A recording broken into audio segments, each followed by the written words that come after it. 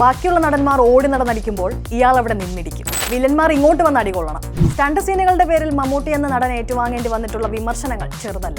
മമ്മൂട്ടിയുടെ അഭിനയ മികവിനെയോ കഥാപാത്രങ്ങളിലേക്കുള്ള പരകായ പ്രവേശത്തെയോ ചോദ്യം ചെയ്യാൻ പറ്റാത്തതുകൊണ്ട് വിമർശകർ എപ്പോഴും എടുത്തുപയോഗിക്കുന്ന പ്രധാന ആയുധമാണ് ആക്ഷൻ രംഗങ്ങൾ.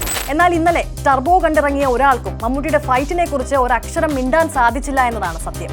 പടം തുടങ്ങിയ ഏതാനും മിനിറ്റുകൾ കഴിയുമ്പോൾ തന്നെ ആദ്യത്തെ ഇടി വരും. മമ്മൂട്ടിയുടെ മെഗാ ഷോയ്ക്ക് തുടക്കം കുറിക്കുന്ന പള്ളിപ്പെരുന്നാൾ ഫൈറ്റ്. പിന്നീട് അങ്ങോട്ട് അടിയോടടിയാണ്. Mall fight, police station fight, bus fight ഒക്കെ കടന്ന് ക്ലൈമാക്സ് ഫൈറ്റിലേക്ക് എത്തുമ്പോൾ വിമർശകർക്ക് മിണ്ടാൻ ഒരവസരം പോലും ഇല്ലാതാകും. 73 വയസ്സിൽ ചാടിമറിഞ്ഞ മമ്മൂട്ടി ഫൈറ്റ് സീക്വൻസുകളെ വിസ്മയിപ്പിക്കുമ്പോൾ ഏതൊരു പ്രേക്ഷകനും പറഞ്ഞു പോകും age is just A number എന്ന്. മമ്മൂട്ടി എന്ന അഭിനേതാവ് തന്റെ ചെറുപ്പം കാത്തു സൂക്ഷിക്കുന്നത് മേക്കപ്പ് കൊണ്ടോ ഫോട്ടോഷൂട്ടിലൂടെയോ അല്ല, മറിച്ച് കഥാപാത്രങ്ങളുടെ തെരഞ്ഞെടുപ്പിലൂടെയാണെന്ന് കഴിഞ്ഞിടയ്ക്ക് ഒരു റിവ്യൂവർ പറയുകയുണ്ടായി. ടർബോ ജോസിന്റെ കാര്യത്തിലും അത് ശരിവെച്ചു പോകും.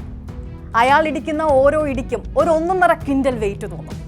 അതിന് കാരണം ഓരോ രംഗത്തിനുമായുള്ള മമ്മൂട്ടിയുടെ പ്രയത്നം തന്നെ.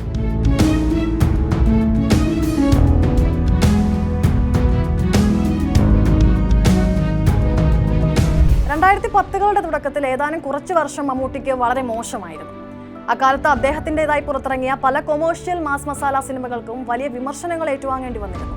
ഈ ആക്ഷൻ ഹീറോ വേഷങ്ങളൊക്കെ അവസാനിപ്പിച്ച് ഇയാൾക്ക് പറ്റുന്ന വേഷങ്ങൾ ചെയ്തുകൂടെ എന്ന് പലരും അദ്ദേഹത്തെ ആ സമയത്ത് പരിഹസിച്ചു. എന്നാൽ 2019 മധുരരാജയായി ചാടിയിടിച്ചും 2020 ഷൈലോക്കായി തലപ്പൊക്കത്തിൽ കാലുയർത്തി വില്ലനെ ചവിട്ടിയും മമ്മൂട്ടി എന്ന ആക്ഷൻ ഹീറോ തിയേറ്ററുകളെ കോരിത്തെരിപ്പിച്ചു.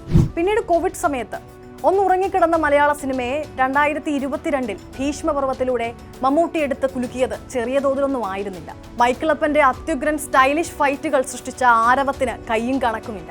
70 വയസ്സ് പിന്നിട്ട ഒരു മനുഷ്യന്റെ ശരീരഭാഷയ്ക്ക്, അയാളുടെ സൂക്ഷ്മമായ ഒരു ചലനത്തിന്, ഞൊടിയിടയിൽ കുതറിമാറുന്ന മൂവ്മെന്റുകൾക്ക്, ഹീറോയിസത്തിന്റെ മാസ്മരികതയിൽ നിറഞ്ഞാടുന്ന പഞ്ചുകൾക്ക് പ്രേക്ഷകരുടെ ഹൃദയത്തിൽ തീ കോരിയിടാൻ സാധിക്കുമെന്ന് അയാൾ കാണിച്ചു തന്നു. ഇതാ ഇപ്പോൾ 2024 ജോസേട്ടായിയുടെ ടർബോ പഞ്ചിലൂടെ അദ്ദേഹം അത്ഭുതങ്ങൾ സൃഷ്ടിക്കുകയാണ്. മമ്മൂട്ടി എന്ന നടൻ ജനിച്ച സ്ഥലം തെറ്റി. അദ്ദേഹം ഹോളിവുഡിൽ ജനിച്ചിരുന്നെങ്കിൽ ഓസ്കറുകൾ വാങ്ങിക്കൂട്ടിയേനെ എന്ന് ചില ആരാധകർ പറയാറുണ്ട്. എന്നാൽ മമ്മൂട്ടി കേരളത്തിൽ ജനിച്ചത് ഭാഗ്യമാണ്.